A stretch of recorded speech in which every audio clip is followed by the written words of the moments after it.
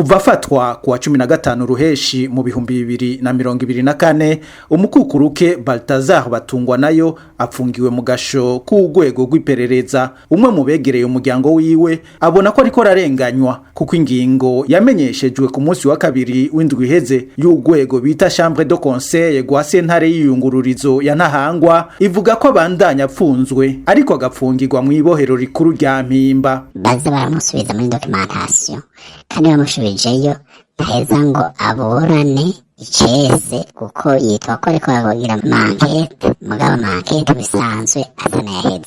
Bitwereka yuko iyo dosiye hari abantu batagomba yuko iseruka. Isoko ryacu rifise amakenga kuko ngo iyo dosiye ijanye n'imishahara yoba yatanzwe harenzwa amategeko hatariko harumvirizwa abari mu nzego zaha amategeko ubwo Balthazar Batungwa nayo yararongoye. Wewe mu gutegura imishahara uko tubizi yategura ku maliste yamuhaye abari hejuru yiwe yaba directeur general w'ico kiringo yaba secrétaire permanent w'ico kiringo bose baridegemvya none kubera ivyamuhaye abo nabo ko batarabakorako ngo babazane. Imbere yuko akukuruka mu kwezi kwa gatanu w'umwaka w'2024 Balthazar Batungwa nayo yari yararongoye urwego rutunganya imishahara bita Centre de Traitement Informatique mu kiringo c'imyaka 12. Uwamukoreye mu ngata mu kwezi kwa mbere mu 2022